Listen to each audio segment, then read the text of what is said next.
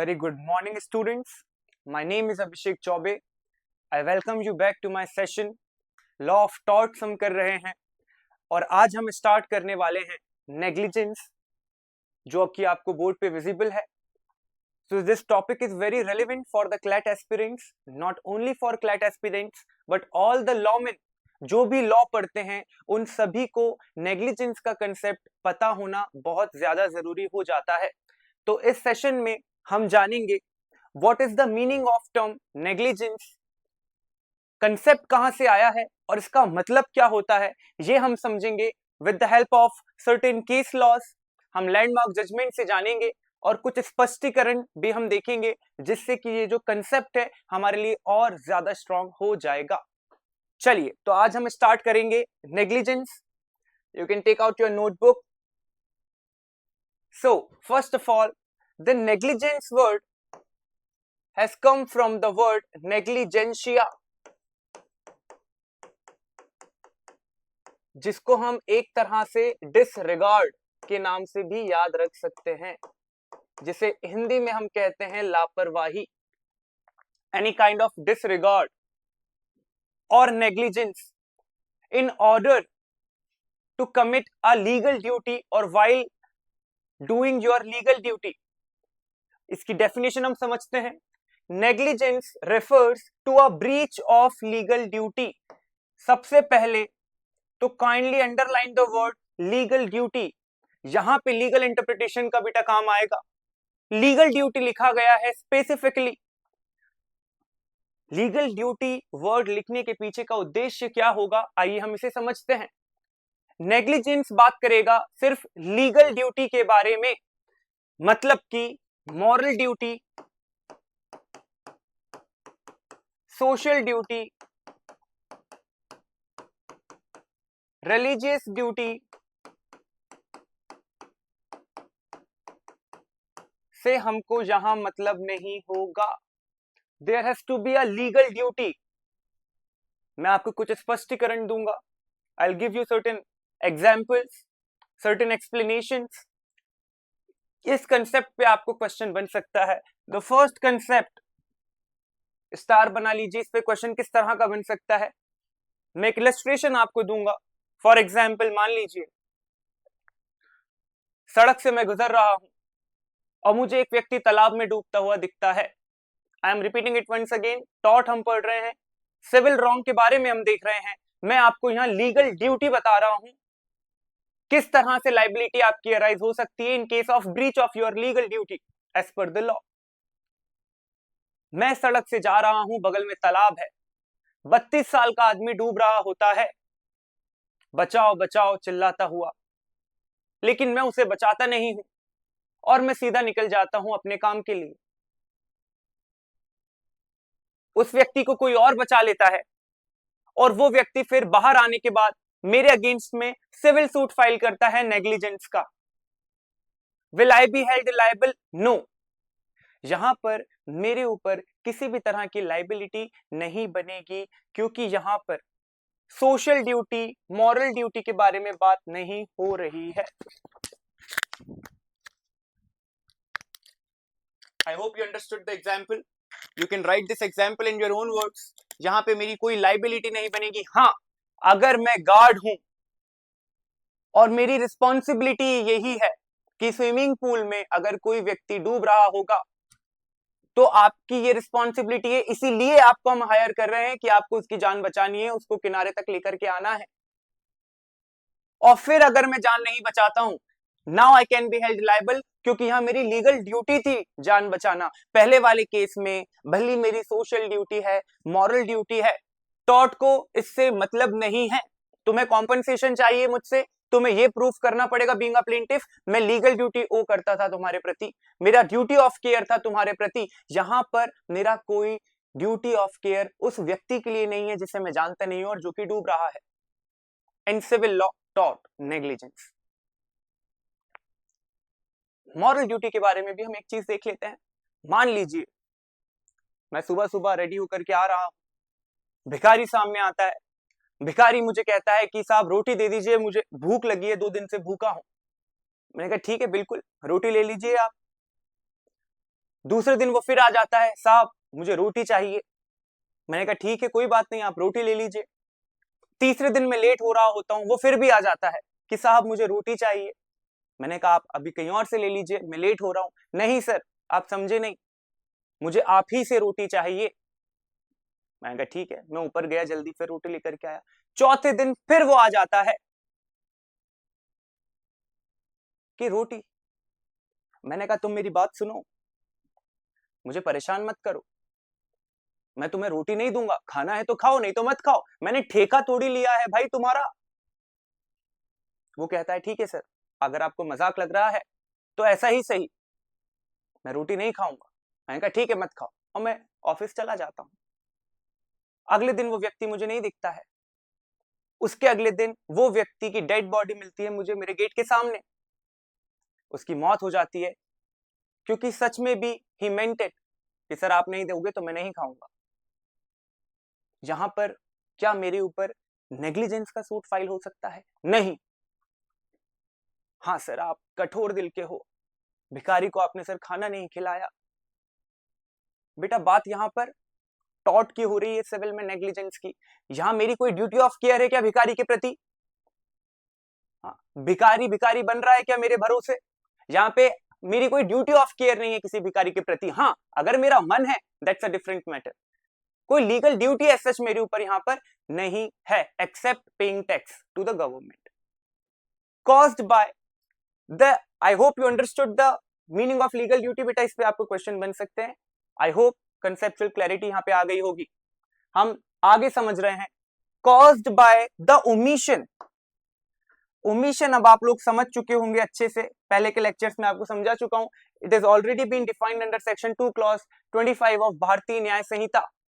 Omission मतलब होगा बेटा लैक ऑफ एक्शन, वो लीगल ड्यूटी का उल्लंघन जो आपके ऊपर इंपोज की गई है सरकार के द्वारा, और अगर आप वो ड्यूटी नहीं करोगे तो वो ओमिशन कहलाएगा, और ओमिशन कहलाएगा तो वो नेग्लिजेंस में काउंट होगा, और नेग्लिजेंस में काउंट होगा तो कॉम्पनसेशन पे करना पड़ेगा। लोप इसको कहते हैं हिंदी की भाषा में। ओमिशन का मैं आपको एक एग्जांपल बता चुका हूं, नॉट वियरिंग हेलमेट। तो ये क्या कह रहा है? नेग्लिजेंस हम तब कहेंगे जबकि लीगल ड्यूटी का उल्लंघन होगा। किसकी वजह से? या तो अगर डिफेंडेंट कोई ऐसी चीज ना करेगा जो कि उसको करनी चाहिए, या दूसरी कंडीशन भी, या ऐसा कुछ कर रहा है जो कि एक रीजनेबल मैन नहीं करता। नेग्लिजेंस आप ध्यान से देखेंगे तो दोनों ही चीज को कंसीडरेशन में बेटा ले रहा है, एक्ट को भी और ओमिशन को भी। अगर आपका एक्ट अनलॉफुल है, नेग्लिजेंट है, तो भी नेग्लिजेंस में लाइबिलिटी बनेगी। आपका ओमिशन है तब भी आपके ऊपर लाइबिलिटी बन सकती है। मतलब कोई ऐसा एक्ट करना जो कि एक रीजनेबल मैन नहीं करता, नेग्लिजेंस, या ऐसा कुछ नहीं करना जो कि एक रीजनेबल मैन करता उस पर्टिकुलर सिचुएशन में। This is the definition for negligence. I hope you are through with the definition. Let's understand this more deeply. अब हम कीवर्ड्स टारगेट करेंगे बेटा इसमें काफी अच्छे से, तो हमको और चीजें समझ में आने लगेंगी।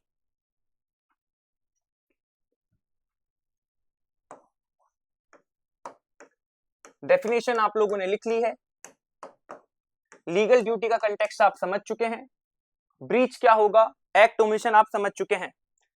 अब हम फिर से इसको और अच्छे से समझने की कोशिश करते हैं by just targeting the keywords. Exam point of view से नेग्लिजेंस किस तरह से समझना चाहिए, तुरंत, ज्यादा टाइम नहीं लगना चाहिए। डेफिनेशन याद करने बैठे तो टाइम निकल जाएगा बेटा। नेग्लिजेंस कीवर्ड्स क्या होंगे? Existence of legal duty,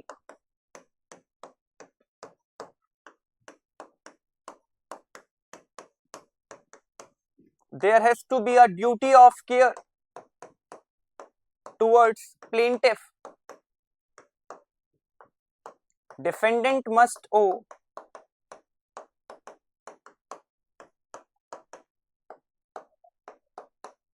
a duty of care towards plaintiff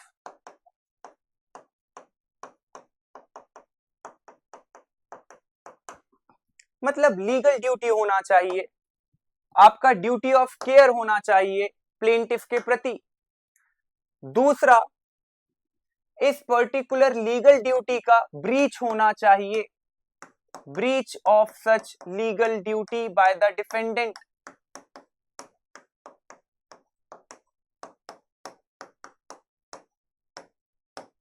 और थर्ड,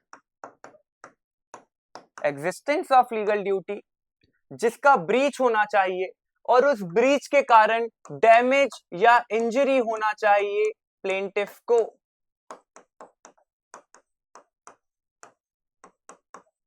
तब जाकर के आप एलिजिबल हो जाएंगे सूट फाइल करने के अंडर नेग्लिजेंस।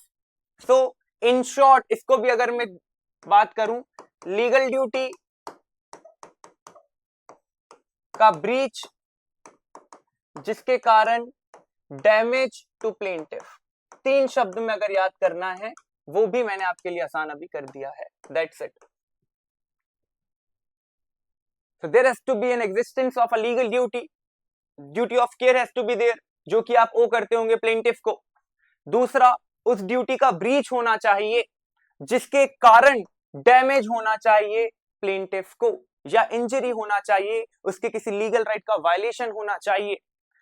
इसमें हमने एक केस लॉ देखा था, if you remember, while we were dealing with the voluntary non-fit injuria defense, Lakshmi Rajan versus Malar hospital, जिसमें लक्ष्मी राजन हॉस्पिटल गई थी डॉक्टर के पास for the removal of lump in her breast, लेकिन doctor while operating upon the patient removed uterus. That was a case of negligence. I hope you understood. हम already ये पढ़ चुके हैं VNFI के टाइम पे, फिर से एक बार रिवीजन हो गया है। So you can write this particular case law as an example to this particular topic, negligence. लेकिन बात यही खत्म नहीं होगी।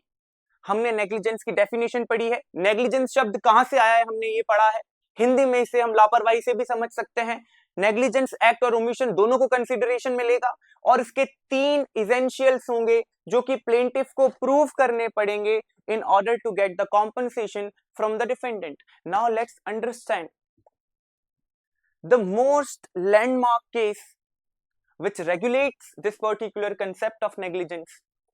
पूरे लॉ ऑफ टॉर्ट का सबसे लैंडमार्क जजमेंट है बेटा एशबी वर्सेस वाइट, और दूसरा सबसे लैंडमार्क जजमेंट है डोनॉग वर्सेस स्टीवनसन, जो अब हम देखने जा रहे हैं। I hope you are clear with the essentials of negligence and the definition of the same. Now let's understand this case law.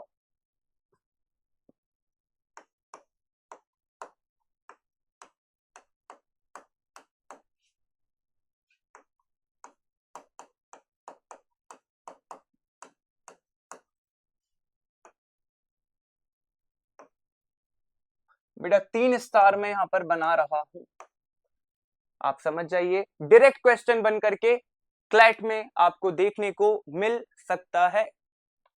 डोनॉग versus Stevenson, what happened in this particular case law. ये हमारे लिए जानना क्यों महत्वपूर्ण हो जाता है कि 2026 अप्रैल मंथ में भी हम इस पर्टिकुलर जजमेंट को पढ़ रहे हैं, इतने साल बाद भी। This is law of tort, common law पे बेस्ड है, प्रीवियस जजमेंट को पढ़ा जाएगा in order to understand the concept, ताकि अभी के केसेस को हम जज कर सके। What happened in this case law? 2 friends went to a wine shop.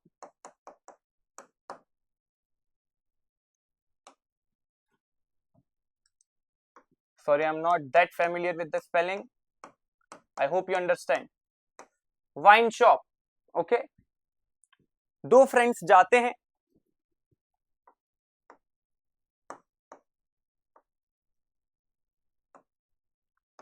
ये जाए गए हैं बेटा ड्रिंक करने।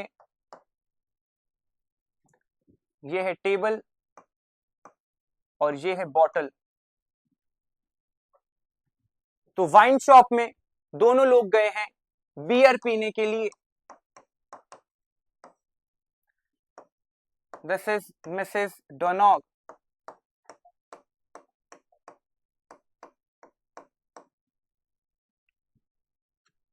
Now, what happened in this particular case? They bought the bottle from the shopkeeper. This is shopkeeper. और इसमें हम कीवर्ड देख लेते हैं बेटा. ये जो बॉटल है ये ओपेक है, मतलब इसके आर पार नहीं देखा जा सकता. बॉटल के कंटेंट्स क्या हैं, बॉटल के अंदर लिक्विड किस तरह का है, बॉटल के अंदर क्या क्या चीजें हैं मौजूद, ये हमारे लिए देख लेना संभव नहीं है, ना ही शॉपकीपर के लिए, ना ही इन दो इंडिविजुअल के लिए जो कि बियर पीने गए हैं वाइन शॉप में. तो ये लोग बेटा बियर पी रहे होते हैं. लेकिन जब डोनॉग अपना लास्ट ग्लास बनाती हैं बियर का, तब वो देखती हैं कि इस पर्टिकुलर ग्लास में एक स्नेल है, एक हाफ डिकम्पोज्ड स्नेल है. आप इसको मरा हुआ कीड़ा समझ सकते हैं, जो कि उसको ग्लास में दिखा जब उसने बॉटल से ग्लास में बियर को पोर डाउन किया. She got to know, glass में देखने के बाद, कि इसमें तो एक स्नेल है, एक कीड़ा है जो कि मरा हुआ है, जिसके कारण शी इज सीरियसली इंजर्ड.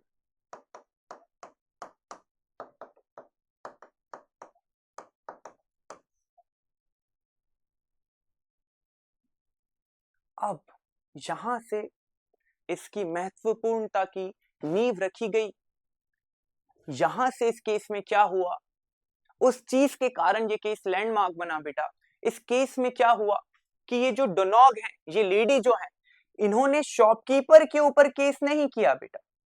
इन्होंने सूट फाइल किया है जो लेट्स से दिल्ली में मैन्युफैक्चरर बैठा हुआ है, जिसने मैन्युफैक्चर करी है, जिसने ये बनाई है बियर की बॉटल, उसके ऊपर इसने सूट फाइल किया है. और मैन्युफैक्चरर ये कह रहा है कि I am not liable. Bottle तुमने शॉपकीपर से खरीदी, shopkeeper should be held liable. मेरी कोई लाइबिलिटी एज सच तुम्हारे ऊपर नहीं है, मेरी ड्यूटी ऑफ केयर तुम्हारी तरफ नहीं है. क्या ये कहना मैन्युफैक्चरर का जायज होगा, लेजिटिमेट होगा, लॉफुल जस्टिफिकेशन होगा in order to avoid the liability? नहीं होगा बेटा. यही कोर्ट ने समझा. क्यों? रैशनल क्या था भाई? मुझे एक बात बताओ, क्या शॉपकीपर के पास इंटरमीडिएट एग्जामिनेशन का स्कोप था? मतलब कि क्या बीच में वो खोल करके चेक कर सकता था कि बॉटल के कंटेंट प्योर हैं या नहीं? नहीं कर सकता था सर. बॉटल सील पैक थी और बॉटल ओपेक थी, ट्रांसपेरेंट, ट्रांसलूसेंट नहीं थी कि मुझे अंदर क्या मौजूद है वो दिख जाता. बॉटल मेरे लिए ओपेक थी, अंदर क्या मौजूद है वो मुझे नहीं पता सिवाय मैन्युफैक्चरर के. तो मेरी लाइबिलिटी यहां पे किस तरह से बन रही है?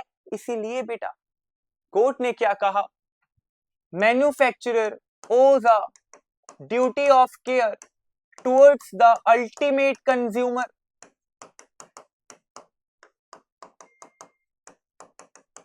आप ये लाइबिलिटी अवॉइड नहीं कर सकते ये कहकर कि मुझसे डायरेक्टली परचेजर ने, बायर ने बॉटल नहीं खरीदी है, शॉपकीपर से खरीदी है, तो भले गुड मैन्युफैक्चर मैंने किया है, लाइबिलिटी शॉपकीपर की बनेगी. ये कहना बेटा बिल्कुल भी जायज नहीं है. Manufacturer will be held liable. Manufacturer was held liable for the negligence and Donog got the compensation. The name of manufacturer was Stevenson.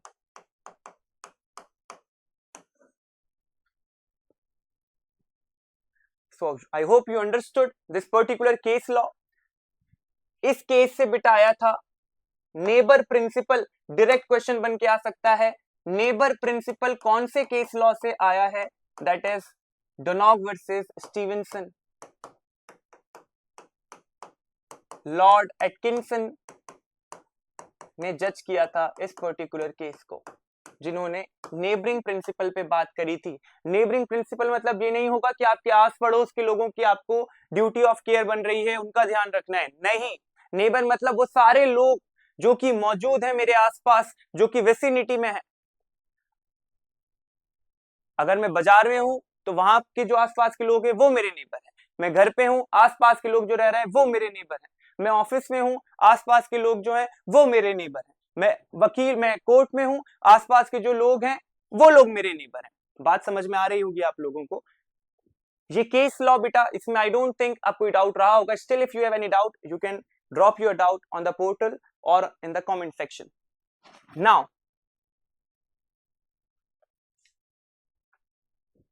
सारे एसेंशियल फुलफिल हो गए हैं। There was an existence of legal duty on the part of manufacturer. Legal duty का existence था जिसका breach किया है defendant ने, बीइंग अ मैन्युफैक्चरर, जिसके कारण सीरियसली इंजर्ड हो जाती हैं मिसेस डोनॉग। तीनों इंग्रेडिएंट फुलफिल हो गए हैं, Donoghue will get the compensation.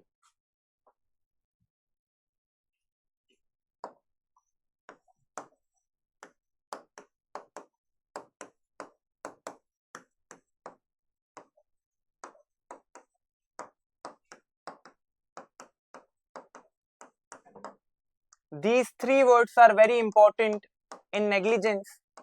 Trust me, in 3 words पर आपको पूरा पैसेज आ सकता है। तो ये 3 वर्ड्स आप क्लैट में देखें फॉर द फर्स्ट टाइम, जिसके कारण आपको घबराहट भी हो सकती है। उससे पहले ही हम इसे समझ लेते हैं इन तीनों वर्ड्स का मतलब क्या होता है।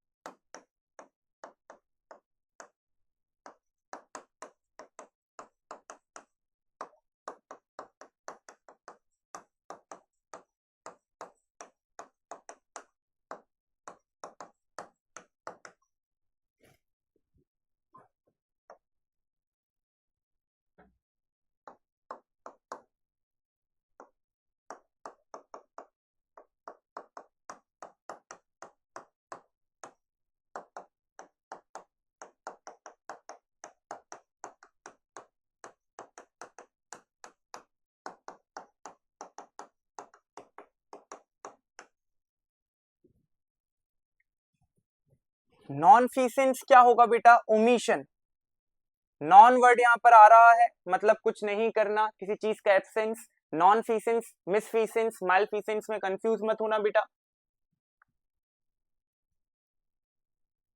नॉन फीसेंस मतलब ओमिशन, मैलफीसेंस मतलब कोई रॉन्गफुल एक्ट करना। MAL वर्ड आ रहा है, root word MAL negative connotation में होता है बेटा, इंग्लिश में पढ़ा होगा आपने। जैसे वर्ड मैलिशियस, MAL आ रहा है, नेगेटिव वर्ड है। जैसे मेलेवलेंट, MAL वर्ड आ रहा है, मतलब नेगेटिव कॉन्टेस्ट। इंग्लिश की क्लास में आप लोगों ने पढ़ा होगा। तो मैलफीसेंस नेगेटिव कॉनोटेशन का है, डूइंग अ रॉन्गफुल एक्ट, मतलब ट्रेसपास, किसी भी तरह का रॉन्गफुल एक्ट करना, which in itself is a wrongful act. Misfeasance क्या होगा बेटा?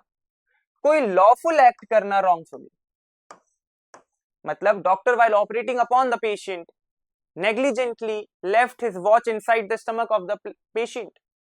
यहां पे अगर मैं किसी पेशेंट का ऑपरेशन कर रहा हूं, लॉफुल एक्टिविटी है, कंसेंट दी है पेशेंट ने इसकी मुझे, लेकिन अगर स्टमक का ऑपरेशन करते करते मैं घड़ी गलती से मेरी उसके स्टमक में गिर जाती है, या कोई थ्रेड गिर जाता है, या कोई रिंग गिर जाती है, और मैं वापस से उसको स्टिच कर देता हूं पेट को, जिसके कारण 2 महीने बाद पता लगता है, 1 महीने बाद पता लगता है कि मेरा कोई सामान उसके पेट में रह गया है, तो this is a case of misfeasance, also a case of negligence, also a case of specifically medical negligence. I hope you understand the bifurcation, the differentiation between the 3 keywords जो कि नेग्लिजेंस का ही पार्ट है। Let's do a quick recap. We understood the definition of negligence. It talks about legal duty irrespective of moral, social or religious duty which is caused by an omission of defendant or by any wrongful act of defendant. There has to be three essentials: existence of legal duty, जिसका breach हो, जो कि damage में result करे, and finally the landmark case, जिस पर negligence topic पूरा आधारित है. ये काफी इंपॉर्टेंट है हमारे लिए जान लेना. आई होप ये भी आपको समझ में आ गया होगा.